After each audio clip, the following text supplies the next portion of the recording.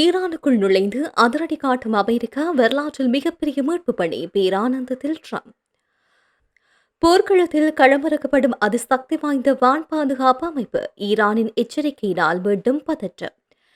இலங்கை மக்களுக்கு போலீசார் விடுத்துள்ள விசேட எச்சரிக்கை தீவிரமடையும் பற்றாக்குறை. இலங்கையில் ஏற்படவுள்ள அபாய நிலை குறித்து பிரதி அமைச்சர் எச்சரிக்கை.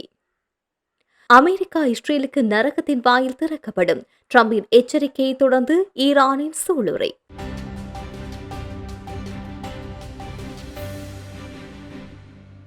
ஈரானில் காணாமல் போன அமெரிக்க போர் விமானி மீட்கப்பட்டதை அமெரிக்க ஜனாதிபதி டொனால்ட் ட்ரம்ப் உறுதிப்படுத்தியுள்ளார். இது தொடர்பில் அவர் சற்று முன் வெளியிட்டிருக்கின்ற பதிவில், அவரை மீட்டுவிட்டோம். கடந்த சில மணி நேரங்களாக அமெரிக்க ராணுவம் அமெரிக்க வரலாற்றிலேயே மிகப்பெரிய துணிச்சலான தேடுதல் மற்றும் மீட்பு நடவடிக்கைகளில் ஒன்றை வெற்றிகரமாக நிகழ்த்தியுள்ளது. இது நமது அற்புதமான குழு உறுப்பினர் அதிகாரிகளில் ஒருவருக்காக மேற்கொள்ளப்பட்டது. அவர் மிகவும் மதிக்கப்படும் ஒரு கர்னலாக இருக்கின்றார். அவர் இப்போது பாதுகாப்பாகவும் நலமாகவும் இருக்கின்றார் என்பதை உங்களுக்கு தெரிவிப்பதில் நான் பெருமகிழ்ச்சி அடைகின்றேன்.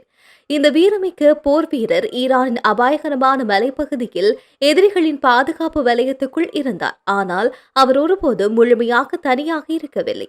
ஏனெனில் அவரது தலைமை தளபதி, போர் செயலாளர், கூட்டுப்படை தலைவர்களின் தலைவர் மற்றும் சக போர் வீரர்கள் 24 மணி நேரம் அவரது இருப்பிடத்தை கண்காணித்து அவரை மீட்பதற்காக விடாமுயற்சியுடன் திட்டமிட்டு வந்தனர். எனது உத்தரவின் பேரில் அமெரிக்க ராணுவம் உலகின் மிக சக்தி வாய்ந்த ஆயுதங்களை கொண்ட டஜன் கணக்கான விமானங்களை அவரை மீட்க அனுப்பியது. அவருக்கு காயங்கள் ஏற்பட்டிருந்தாலும் அவர் நலமாகி விடுவார்.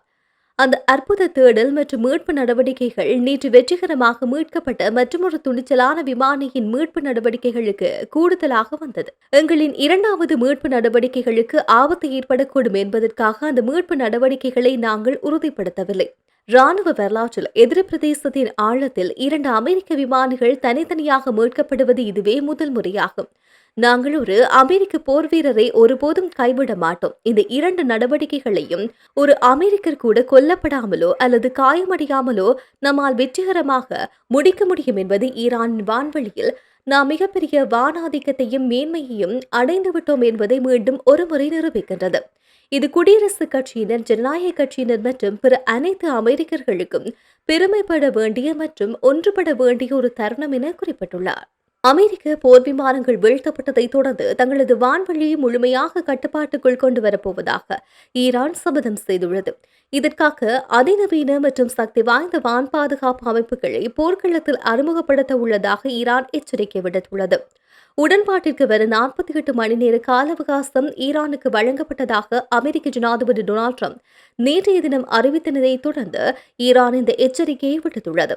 விமானங்களை தாக்குவதற்காக உள்நாட்டில் தயாரிக்கப்பட்ட புதிய வான் பாதுகாப்பு அமைப்புகளை தங்கள் நாடு அறிமுகப்படுத்தி வருவதாக ஈரானிய ராணுவ செய்தி தொடர்பாளர் தெரிவித்தார். இதேவேளை சனிக்கிழமை தென்மேற்கு ஈரானில் உள்ள ஒரு அணுமின் நிலையத்திற்கு அருகே ஏவுகணை ஒன்று தாக்கியதில் ஒருவர் உயிரிழந்தார். இதேவேளை ஈரானுடனான சாத்தியமான போர் நிறுத்த பேச்சுவார்த்தையின் முக்கிய பேச்சுவார்த்தையாளராக பணியாற்ற வேண்டும் என்ற அமெரிக்காவின் அழுத்தத்தை கட்டார் எதிர்த்து வருகின்றமை குறிப்பிடத்தக்கது. படுவல ரனால பகுதியில் உள்ள வீட்டின் உரிமையாளர் வீட்டை பூட்டிவிட்டு திறப்பினை வாசலில் இருந்த ஒரு காலனிக்குள் மறைத்து வைத்துவிட்டு சென்றுள்ளார். நேற்றைய தினம் இந்த சந்தர்ப்பத்தை பயன்படுத்திக் கொண்ட மர்ம நபர் ஒருவர் திறப்பினை மிக எளிமையாக கண்டுபிடித்து வீட்டுக்குள் புகுந்துள்ளார். வீட்டில் இருந்த பெறுமதியான தங்க நகைகள் அந்த நபர் கொள்ளையடித்து சென்றதாக உரிமையாளர் குறைபாடு செய்துள்ளார். பாடசாலை முடிந்து வரும் பிள்ளைகளின் வசதிக்காகவே திறப்பினை வெளியில் மறைத்து வைப்பதாக தெரிவித்த உரிமையாளர் தற்போது பெரும் நஷ்டத்தை சந்தித்துள்ளார். பாடசாலை முடிந்து வரும் பிள்ளைகளுக்காகவோ அல்லது தாமதத்தை தவிர்ப்பதற்காகவோ வாசற்படிக்கு அருகில் பூந்தொட்டிகளில் திறப்பினை வைப்பதை திருடர்கள் தங்களுக்கு சாதகமாக பயன்படுத்திக் கொள்கின்றார்கள். இந்த சம்பவம் குறித்து நவகமுவ போலீசார் தீவிர விசாரணைகளை ஆரம்பித்ததுடன் பொதுமக்களை இவ்வாறான பாதுகாப்பற்ற செயல்களை தவிர்க்குமாறும் அறிவுறுத்தப்பட்டுள்ளது.